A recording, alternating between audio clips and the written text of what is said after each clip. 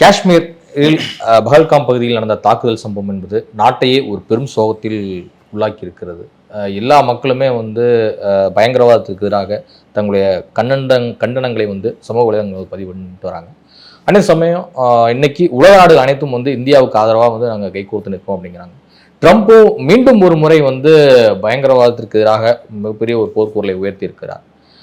உலக நாடுகள் இந்த விஷயத்தை எப்படி பார்க்குது, என்ன சொல்ல வராங்க? ட்ரம்ப் போர்க்குரல்லாம் உயர்த்தலை.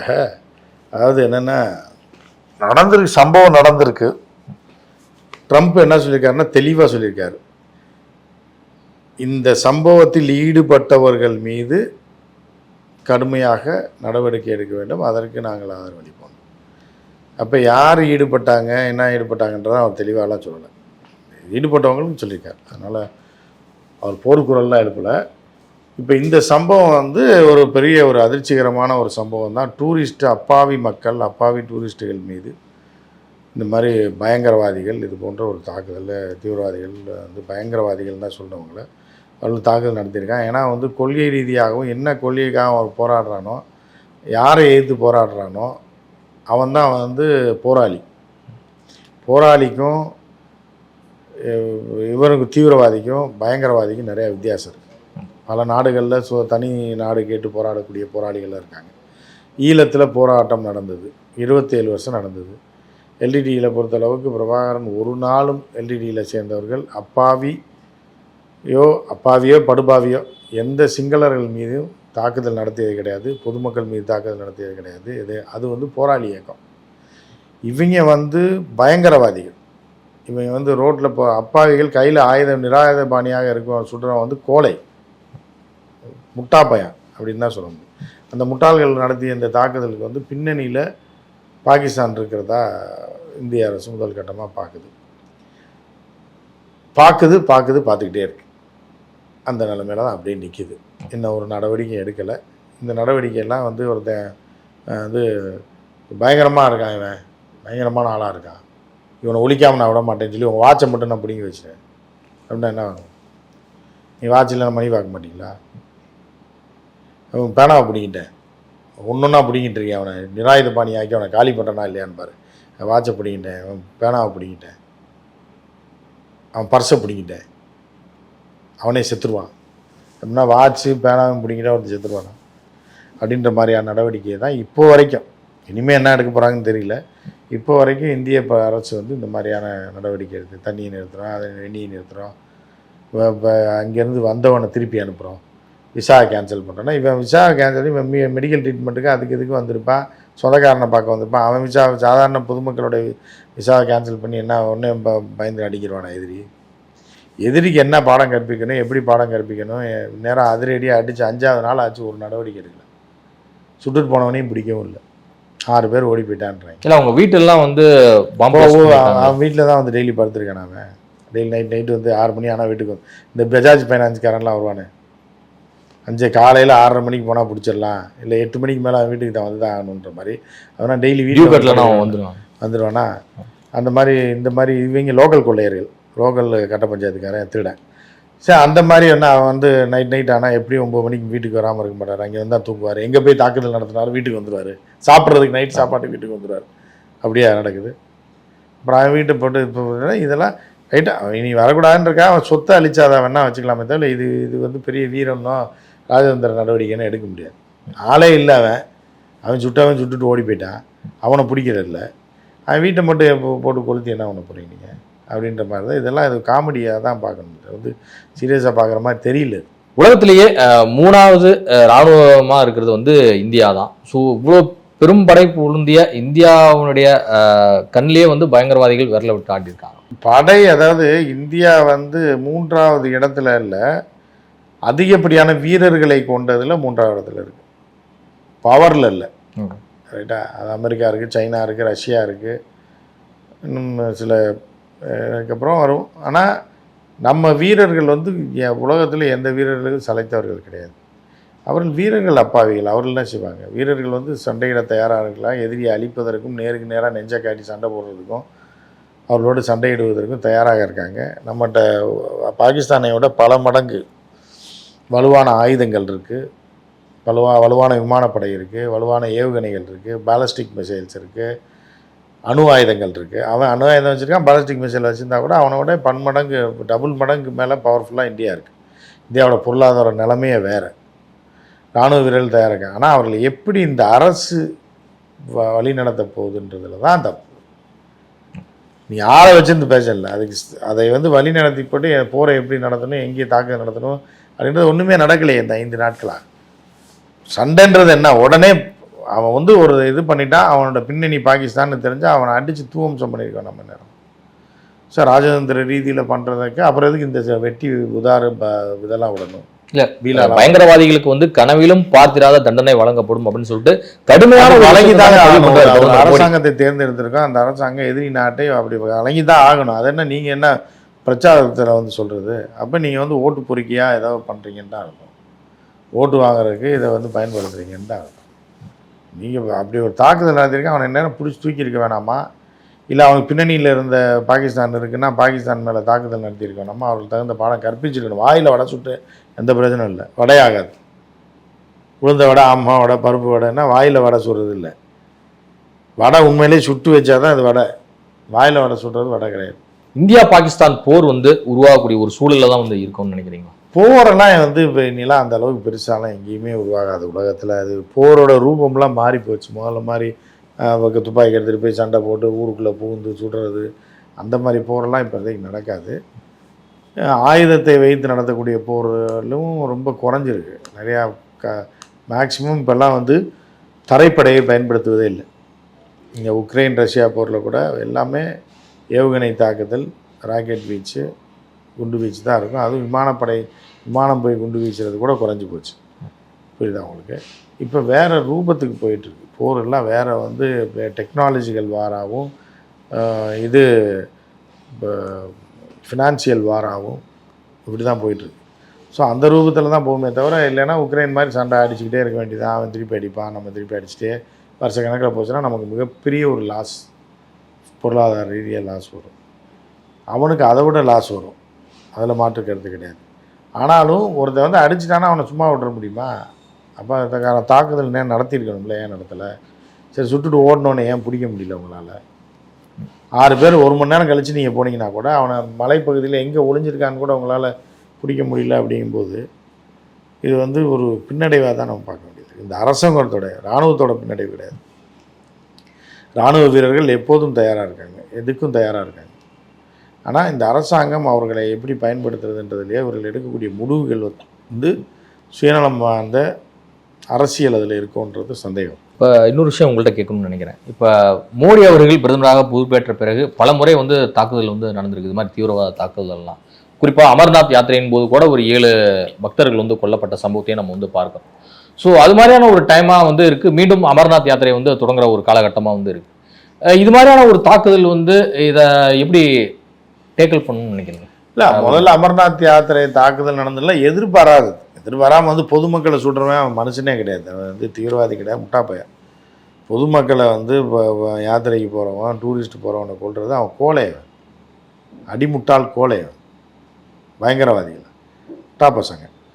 ஸோ இருந்தாலும் அவர்களுக்கு பதிலடி கொடுத்தே ஆக வேண்டும். அப்போ பொதுமக்களுக்கு என்ன பாதுகாப்பு இருக்குது? ஆனால் இதுக்கெல்லாம் பாதுகாப்பு கொடுப்பாங்க. எதுக்குன்னா, ஏன்னா ஒரு சம்பவம் நடந்திருக்கு அப்படின்னால ஆர்மி அலர்ட் பண்ணுவாங்க, ஆர்மி இன்டெலிஜென்ட் அலர்ட்டாக இருக்கும்.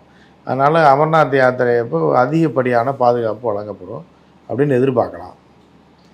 ஸோ அமர்நாத் யாத்திரை ஒரு ஆன்மீக இது, இந்து மக்கள் அங்கே நம்பி போகிறாங்க அப்படிங்கும்போது அவர்களுக்கு பாதுகாப்பு கொடுக்க வேண்டியது இந்த நாட்டோட கடமை, இந்த அரசாங்கத்தோட கடமை. ஆர்மி அதுக்கு தயாராக இருக்குது. ஏன்னா இந்த சம்பவம் நடக்காமல் இருந்தால் அமர்நாத் யாத்திரையில் ஏதாவது நடக்கும். ஸோ இப்போ இது பண்ணிவிட்டு இவர்களை பிடித்து இது பண்ணுறதோ இல்லை அடுத்த கட்டமான தாக்குதல் நகர்வுகளை அவர்களை தடுப்பதுன்றது ஒரு இது. அதனால் அமர்நாத் யாத்திரையின் போது கொஞ்சம் பாதுகாப்பு அதிகரிக்கப்படும். நிச்சயமாக இந்த மாதிரியான தாக்குதல் இருக்காதுன்னு நம்பலாம். சிந்து நதி நீரை தடுத்து நிறுத்தியதன் மூலம் பாகிஸ்தானை வீழ்த்தி விட முடியும். எங்கே போய் தடுத்து நிறுத்தினாங்க? தடுத்து நிறுத்தலையே. தண்ணி விட மாட்டேன்னா டேமை திறந்து விட்டால் நம்ம ஆளுக்கு தண்ணி இல்லாமல் போயிருமே. வடிவேல் சாராடல் ஏறி குத்துவான் பாருங்க, போட்டு துணியை போட்டு குத்துவான். அதுக்குள்ள அவன் எரிஞ்சிச்சு அந்த பக்கம் போயிடுவான், போட்டு குத்திகிட்டே இருப்பான். மூதேவி ஆட்டோவை போட்டு குத்திக்கிட்டு இருக்கேன்ற கதை தான் அது. அதாவது என்னென்னா, ராஜதந்திர நடவடிக்கையாக இருக்கலாம் அது, ஆனால் டேம் எங்கே இருக்குது? தண்ணி எப்படி தடுத்து நிறுத்துவீங்க? குறுக்கால போய் பாஞ்சா? டேம் இருக்கணும்ல. பாகிஸ்தான் ஒட்டி டேம் இருந்தால் தடுத்தோடனே பாகிஸ்தானுக்குள்ளே தண்ணி போகாமல் டேம் இருந்தால் பரவாயில்ல. டேம் இந்தியாவுக்குள்ளே இருக்குது. இப்போ அங்கே அடைச்சிங்கன்னா அந்த இப்போ வர்ற வழியில் இருக்க இந்திய பகுதிகளில் விவசாயம் போயிருமே டோட்டலாக. எப்படி தடுத்து நிறுத்துவீங்க? பல பிரச்சனைகள் இருக்குது. இங்கேருந்து பார்க்குறவங்களுக்கு அது மாதிரி தெரியாது. ஜி எப்படி பண்ணிட்டார், சவால் விட்டார், பல வாய்க்கால் தண்ணி ஆற்று தண்ணி அங்கே போகாது, சட்லஜ் ஆற்று தண்ணி போகாது. அதாவது 3 கிளையாறுகள் இந்தியாவுக்குள்ளே இணைஞ்சிருது. புரியுதா உங்களுக்கு? டேம் இந்தியாவுக்குள்ளே இருக்குது. மேல் பகுதியில் இருக்கக்கூடிய 3 ஆறுடைய டேமும் இந்தியாவுக்குள்ளே இருக்குது. ஒரு டேம் ஒரு ஆறு தான் வந்து இந்தியாவிலேருந்து உடனே ஆப்கானிஸ்தான் போய் அங்கேருந்து பாகிஸ்தான் போகுது. அதை தடுக்க முடியாது. மீது 5 நதிகளில் உள்ள டேமுகள், 5 நதிகளில் 3 நதிகள் இந்தியாவுக்குள்ளே கிளையாறாக வந்து சேர்ந்தது, சட்லஜோட கலந்தது. ரவின்ற ஒரு ஆள்லாம் சட்லஜோட கலந்தது. அப்போ வந்து டிபாஸ்ன்னு ஒன்று இருக்குது, அதெல்லாம் சட்லஜோட கலந்துருது இந்தியாவுக்குள்ளேயே. புரியுதா உங்களுக்கு? கலந்து தான் அங்கே சிந்து நதியில் போய் கலக்குது பாகிஸ்தானில். ஸோ அதனால் இந்த டேம் அதை அடைச்சிங்கன்னா இந்தியர்களுக்கும் பாதிப்பு வரும், விவசாயம் பண்ண முடியாது. சுற்றுலா பயணிகள் கொல்லப்பட்ட விவகாரத்தில் வந்து பாகிஸ்தான் தலையீடு இருக்கலாம் என குற்றச்சாட்டு எழுந்த நிலையில் வந்து விசாரணைக்கு வந்து தயார் என சொல்லியிருக்கிறார் பாகிஸ்தான் பிரதமர் ஷபாஸ் ஷெரீப் அவர்கள். இந்த அறிவிப்பை எப்படி பார்க்குறீங்க? ஒரு நடுநிலையான பேச்சுக்கு நாங்கள் தயாராகிறோம் அப்படிங்கிறதுலேயே சொல்லியிருக்காரு. ஆமாம், அது வந்து நம்ம குற்றம் சாட்டுறோம். அப்போ அவன் வந்து இல்லைன்றான், 2க்கு நடுவில் முடிக்க வேண்டியதானே அப்படின்ற மாதிரி தான் அவன் வரான். அப்போ இந்தியாவும் அமைதியாக இருக்குது. இந்த நாட்டில் என்ன நடவடிக்கை எடுக்க போகிறான்னு தெரில. நதிநீர் வந்து பாதிப்பு இருக்க தான் செய்யும். பாகிஸ்தானுக்கு பாதிப்பு இருக்காதுன்னு சொல்ல முடியாது. நம்ம பகுதிக்கும் பாதிப்பு இருக்கும். அது வந்து ஒரு முழுமையான ஒரு சக்ஸஸ்ஃபுல்லான நடவடிக்கை கிடையாது. ஏன்னா 6 நதிகள் ஓடுது. கீழே பார்த்தீங்கன்னா சட்லஜ் வரும். சட்லஜ் தான் பெரிய ரிவர். அதுதான் பஞ்சாபில் ஒரு பெரிய பஞ்சாபில் இவ்வளோ விவசாயம் கொளிக்கிறதுக்கு காரணமே அந்த சட்லஜ் நதி தான். அதுவும் ரெவின் வழி ஒரு நதி இருக்குது. 2 நதிகள் தான் பஞ்சாப் வழியாக நம்ம இந்திய வழியாக வருது. அது பெரிய ஒரு விவசாயத்துக்கு ஒரு மிகப்பெரிய ஒரு வரப்பிரசாதம் அந்த 2 நதிகள். ஸோ அதெல்லாம் வந்து இதோட சேர்ந்து தான் போய் சிந்து நதியில் போய் கலக்குது. அப்போ இந்த டேமை செக் டேம் போட்டிங்க அப்படின்னா இருக்கிற டேம் வந்து கட்ட முடியுமா? முடியாது. ஏற்கனவே இருக்க டேமு வந்தபடி நீங்கள் க்ளோஸ் பண்ணிங்கன்னா வாட்டரை, அது வந்து பாகிஸ்தானுக்கும் போகாது. போகிறதுக்கு முன்னாடி இந்திய பகுதிகள் விவசாய பகுதிகளுக்கு தண்ணி தந்து இல்லைன்னா பஞ்சாப்காரன் திருப்பி கொந்தளித்து குளவெளியில் இறங்கிடுவான். ஸோ அதனால் வந்து இது ஒரு நல்ல நடவடிக்கையாக இருந்தால் கூட ஒன்றுக்கு பாதியாக இருக்கான். அதை பாதியை வச்சு அவன் சமாளிப்பான். ஏன்னா மேலே இருந்து வரக்கூடிய ஆப்கானிஸ்தான் வழியாக வரக்கூடிய நதி அது நேராக இதில் போய் கலந்துடும். இதில் சிந்தில் போய் கலந்து, சிந்து நதின்றது வந்து அவர்களுக்கு மிகப்பெரிய நதி. அது வந்து அப்படியே கடையில் கராச்சிக்கு பக்கம் வரைக்கும் போகுது. அதனால் அந்த நாடு முழுவதற்குமே முக்கியமான நதி தான். இருந்தாலும் இந்த 5 கிளை நதிகளை மறைப்பதன் மூலமாக அவர்களுக்கு ஒரு 50% பிரச்சனை பண்ண முடியும். ஆனால் நமக்கும் அதில் பல பிரச்சனைகள் இருக்குன்றதை நம்ம மறக்க முடியாது. இந்தியாவுக்கு என்னென்ன மாதிரி சிக்கல்லாம் வரும்னு நினைக்கிறேன் சார்? இல்லை, வாகா எல்லை மூடப்பட்டதன் காரணமாக நிறைய வர்த்தக உறவுலாம் இருந்துச்சு. இங்கேருந்து நிறைய ஏற்றுமதி நிறைய பண்ணிட்டு ஒரு விஷயம் என்னன்னு கேட்டிங்கன்னா, இந்தியா பாகிஸ்தான் சண்டை நடந்த போது கூட, கார்கில் யுத்தம் நடந்த போது கூட எக்ஸ்போர்ட் ஆகிட்டு தான் இருந்தது. ஏற்றுமதி இறக்குமதி. ஆமாம், அது போய்கிட்டே தான் இருக்கும். பாஸ்மதி ரைஸ் அங்கேருந்து வரும். ஏன்னா பல மிளகாய் அது மாதிரியான ஐட்டங்கள் இங்கேருந்து போகும் வரும். ஏன்னா வெங்காயம் பாகிஸ்தான்லேருந்து நம்ம இறக்குமதி பண்ணிகிட்டு இருந்தோம். பாகிஸ்தான் வெங்காயம் பார்த்திங்கன்னா ஒரு மாதிரியாக டார்க்காக இருக்கும், குவாலிட்டியாக இருக்காது, டார்க்காக இருக்கும். வெங்காய தட்டுப்பாடு இந்தியாவில் ஏற்படும் போதெல்லாம் பாகிஸ்தான்லேருந்து வெங்காயம் இறக்குமதி செய்யப்படும். போன டைம் 2 வருஷத்துக்கு முன்னாடி இந்த வெங்காய தட்டுப்பாடு வந்தப்போ கூட பாகிஸ்தான் வெங்காயம் வந்து இறங்குச்சு நமக்கு. ஸோ இந்த மாதிரி அந்த எல்லை பகுதியில் இருக்கக்கூடிய பஞ்சாப்லேருந்து பல விஷயங்கள் உள்ளே போகும். அந்த மாதிரிலாம் இருந்தது. ஸோ இப்போ வந்து என்ன அப்படின்னா, இதை தடுப்பதுனால பொருளாதார ரீதியில் அந்த பகுதியில் இருக்கிற மக்கள் பாதிக்கப்படுவாங்க. அது வந்து ஒரு மிகப்பெரிய பொருளாதார பாதிப்பாக இந்தியாவுக்கு இருக்காது. இதுதான் பாகிஸ்தானோட எக்ஸ்போர்ட்டுக்குனால வர வருவாயை நம்ம வந்து ஐடியில் ஒரே இதில் சம்பாதிச்சிடலாம். ஆனால் ஒவ்வொன்றா இப்படி கட் ஆச்சு அப்படின்னா இந்திய பொருளாதாரம் பெரிய அளவில் பாதிக்கப்பட தான் செய்யும். வாகா எல்லை வழியாக ரெகுலராக வண்டி போயிட்டு தான் இருந்தது. இப்போ எல்லையை ஸ்டாப் பண்ணால் அந்த தொழிலாளர்கள், நிச்சயமாக இந்திய தொழிலாளர்கள் பெரிய அளவு பாதிக்கப்படுவாங்க. அதே மாதிரி பாகிஸ்தானர்களும் பெரிய அளவில் பாதிக்கப்படுவாங்க. பொருட்கள் இங்கேருந்து அங்கே போகாது, அங்கேருந்து இங்கே வராது. அப்படிங்கும்போது ஒரு ஆயிரக்கணக்கான மக்களுக்கு பாதிப்பு வரத்தான் செய்யும்.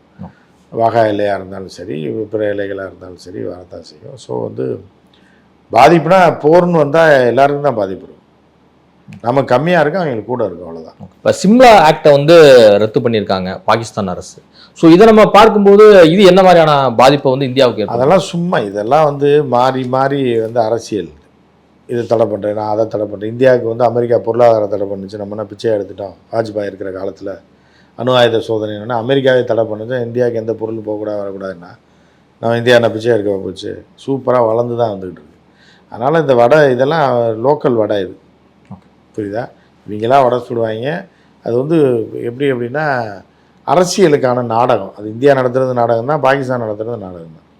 அப்படி தான் நம்ம அதை பார்க்கணுமே தவிர இது உடனே வெட்டி முறிச்சு அப்படியே மடக்கி அப்படியே பாகிஸ்தான் பயந்து நடுங்கி காலில் விழுந்துட்டானாலும் இல்லை நம்ம ஏறி அடிச்சிட்டோன்னு கிடையாது. இது எல்லாமே துபாக்கூட அரசியல். இது நீ தாக்குதல் நடத்தணும்னா இந்த 5 நாளைக்குள்ளே நடத்தியிருக்கணும். உண்மையிலே நடத்தணும்னா எப்படி பாலஸ்தீனத்து மேலே இஸ்ரேல் நடத்தினா 8 மணி நேரத்தில் அடித்து நொறுக்க ஆரம்பித்தோம். 1.25 வருஷமாக என்ன நிறுத்தலை. அது வந்து கொடூரம். அது மாதிரி நடக்கணும்னு நான் சொல்ல வரல. அந்த மாதிரி ரியாக்ஷன் வந்து அந்த அளவுக்கு ஃபாஸ்ட்டாக இருக்கணுன்ற. அது எந்த நாட்டுக்கு கொடுத்தாலும் சரி, ஹமாஸ் அவர்கள் கொடுத்த ரியாக்ஷனாக இருந்தாலும் சரி, அவர்கள் இவர்கள் கொடுத்த ரியாக்ஷனாக இருந்தாலும் சரி, அதுதான் வந்து போர். உக்ரைனுக்கு ரஷ்யாவுக்கு போர் நடந்துட்டு இருக்கு பாருங்க. இது வந்து போர் கிடையாது, இராணுவ நடவடிக்கை. அந்த மாதிரி ஒரு நடவடிக்கை தான் இப்போ நடக்க போகுது. இப்போ ரா வந்து எப்போவுமே முன்கூட்டியே பல விஷயங்களை வந்து கேதர் பண்ணிடும். அப்படிப்பட்ட ராவுக்கே வந்து ஒரு சவாலாக ஆகிவிட்டதா காஷ்மீர் விஷயங்கிறது? அப்படி தான் பார்க்க வேண்டியது. அதாவது ரா வந்து ஃபெயிலியர், இப்போ இன்டெலிஜென்ஸ் ஃபெயிலியர்ன்றது எல்லாரும் உலக நாடுகள் ஃபுல்லாக சொல்லிகிட்டு இருக்கு. இது மறக்க முடியாத உண்மை. முதல்ல வந்து ஒரு உளவுத்துறை தான் ஒரு நாட்டில் ரொம்ப முக்கியமானது. அது வந்து ஒரு சம்பவம் நடக்க போகிறதை கண்டுபிடிக்கலை அப்படிங்கும்போது அந்த உளவுத்துறை ஃபெயிலியரில் தான் எல்லாமே ஃபெயிலியர் ஆகும். அது மிகப்பெரிய ஃபெயிலியர், மிகப்பெரிய ஒரு தவறு தான் அது. அதற்கப்புறம் நடந்ததெல்லாம் அதை தொடர்ச்சியாக நடந்து கொண்டிருக்கு அப்படின்னு தான் நம்ம பார்க்க முடியுமே தவிர அது வந்து ஒரு இந்த ஃபெயிலியர் தான், இன்டெலிஜென்ஸ் ஃபெயிலியர் தான். இந்த நேரத்துலையும் வந்து நீங்கள் வந்து மோடி அரசை வந்து திட்டிகிட்டு இருக்காதீங்க. அவர் எவ்வளோ ஒரு கடினமான சுச்சுவேஷனில் வந்து வேலை செஞ்சுட்டு இருக்காரு, எப்படிப்பட்ட ஆக்கப்பூர்வ நடவடிக்கை எடுத்துட்டு இருக்காரு. அவங்க விமர்சனத்தை வந்து வலதுசாரிகள் பாஜக வைக்கிறாங்க. இதை செஞ்சாங்க. 6 பேர் ஓடி போயிட்டா இன்னைக்கு வரைக்கும் பிடிக்க முடியல. மரத்துக்குள்ளே ஓடணுன்னு ஊருக்குள்ளே போய் பிடிக்க முடியல, எல்லையிலையும் பிடிக்க முடியல. அப்போ என்ன தீவிர நடவடிக்கை எடுத்துகிட்டு இருக்காங்கன்னு வேணும்ல, பிடிக்க முடியல. இன்னும் 5 நாள் ஆச்சு, இன்னும் எந்த வித ரியாக்ஷனுமே காட்டலையே. விசா கேன்சல் பண்ணுறேன், எக்ஸ் தளத்தை பண்ணால் பாகிஸ்தான்காரன் பூரா சாப்பாடு வெளி இல்லாமல் செத்துருவானா? எக்ஸ் தலை இருந்தால் என்ன, அங்கே இருக்கவன் பாதி பேர் முட்டாப்பேன், படிப்பறி இல்லாதவன். எக்ஸ் இருந்தால் என்ன, ஒய் இருந்தால் இஜெட் இருந்தால் அவனுக்கு என்ன இல்லை. இதெல்லாம் ஒரு நடவடிக்கை. அப்புறம் டுபாக்கூன்னு சொல்ல தான் செய்வாங்க. நானும் நடவடிக்கை என்ன எடுத்தீங்க? பாகிஸ்தானில் இது வரைக்கும் தாக்குதல் நடத்தவே இல்லை, என்ன பண்ணிட்டீங்க நீங்கள் அப்படின்ற கேள்வி வருதுல்ல. அதுதான் முக்கியமாக பார்க்கப்படுது. தி ரெசிஸ்டன்ஸ் ஃப்ரண்ட் அமைப்பை வந்து ஏன் இவ்வளோ நாள் வந்து தடை செய்யாமல் விட்டுருந்தாங்க நினைக்கிறேன். அதை தான் நீங்கள் அதை வந்து கவர்மெண்ட்டை தான் கேட்கணும். என்கிட்ட கேட்டிங்கன்னா நான் என்ன பண்ணுறது? அதுதான் முட்டாள்தனம். 2019 ஆரம்பித்ததை வந்து கண்டுபிடிக்காமல் 2023 2 வருஷம் தான் இது பண்ணியிருக்காங்க. 2023 தான் தடை பண்ணியிருக்காங்க போதே இன்டெலிஜென்ஸ் ஃபெயிலியரு. ஒரு இங்கிலீஷில் பேர் வச்சுட்டு ஒரு தீவிரவாத அமைப்பு வேறு ரூபத்தில் வர்றான், மறு வச்சுட்டு அப்படிங்கும்போது ஸ்டார்டிங்லேயே கிள்ளி எரிஞ்சிருக்கும். ஆமாம், அதை வந்து ஆரம்பத்திலேயே கண்டுபிடிக்க முடியாது ஒரு இன்டெலிஜென்ஸ் ஃபெயிலியர். அதுதான் இன்றைக்கி இவ்வளோ பெரிய பிரச்சனையில் வந்து நிற்கிதுன்னு நம்ம பார்க்கலாம். இப்போ காஷ்மீர் வந்து இயல்பு நிலைக்கு வந்து திரும்புமா? ஏன் அப்படின்னு கேட்குறேன் அப்படின்னா 370 ரத்தப்பவே வந்து சொன்னாங்க இனிமேல் காஷ்மீர் வந்து சொர்க்க பூமியாக வந்து இருக்கும் அப்படின்னு சொல்லிட்டு. ஏன்னா காஷ்மீர் தனியாக பிரித்தாங்க, அப்புறம் லடாக்கை வந்து தனியாக பிரித்தாங்க, ஒரே மாதிரி தான் 2ஆக பிளந்தாங்க. ஸோ அப்படி பார்க்கும்போது ஏன் இன்னும் அந்த சொர்க்க பூமி வந்து மாறலை? சொர்க்கவாடியாகவே தான் இருக்குது. அது அப்படி சொர்க்க பூமியாக தான் இருக்குது. சொர்க்க பூமியாக தான் என்றைக்குமே இருக்குது காஷ்மீர். இன்றைக்கி மட்டுமா இருக்குது, இன்றைக்கி இருக்குது. இந்த இப்போ பார்த்தீங்களா சொர்க்க பூமியில் என்ன நடந்துச்சுன்னு? அதான் இது மோடிஜியோட சொர்க்க பூமி, அமித்ஷாஜியோட சொர்க்க பூமி தான் அந்த கொலை. அது ஏற்கனவே ஒரு பூமி இருக்குது பாருங்கள் சொர்க்கமாக, அது இயற்கையாக ரொம்ப வருஷமாக சொர்க்க பூமியாக தான் இருக்குது. அதே இந்த கையாளாகாத அரசு வந்து அதோட இதை பண்ணி வச்சுருக்கு. இந்த மாதிரி இந்த கொலைகள் இதெல்லாம் இவர்களோட ஸ்டைல் சொர்க்க பூமி. இராணுவத்தில் முன்னாள் அதிகாரியாக பணியாற்றிய ஒருத்தர் வந்து ஒரு இங்கிலீஷ் சேனலில் பேசும்போது ஒரு விஷயத்தை குறிப்பிடுறாரு. அவர் வந்து என்ன குறிப்பிடுறாருன்னா, இராணுவத்துக்கு போதிய ஆட்கள் வந்து இல்லை, அதனால தான் இது வந்து இது மாதிரியான சிக்கல்கள் வந்து நடந்திருக்கு அப்படிங்கிறத வந்து குறிப்பிடுறாரு. இதை நம்ம ஏற்கலாமா மறுக்கலாம்? ஆமாம், ஏற்கிறது தான். 1,80,000 பேர் வந்து இப்போ ரிட்டையர் ஆனவர்கள் பதிலாக ஆள் போடலை அப்படின்றது இந்த அரசாங்கம் வந்ததுலேருந்து இந்த நாட்டுக்கு கேடு தான். அது பொதுவாக ஒரே வார்த்தையில் சொல்லி முடிச்சிடலாம். ராணுவத்தில் சர்ஜிக்கல் ஸ்ட்ரைக்லாம் அடித்தாங்க, அபிநந்தனை விட்டு விமானம்லாம் இது பண்ணாங்க, தூக்கி போட்டு வந்ததா. ஸோ அதெல்லாம் வந்து ஒரு பெருமையாக தானே பேசிட்டு வராங்க. பெருமையாக பேச வேண்டியதான், நம்மளாம் பேசிக்கிற வேண்டியதான். இதுவரை உங்கள் பல்வேறு கருத்து கொண்டு கண்டிப்பாக. நன்றி.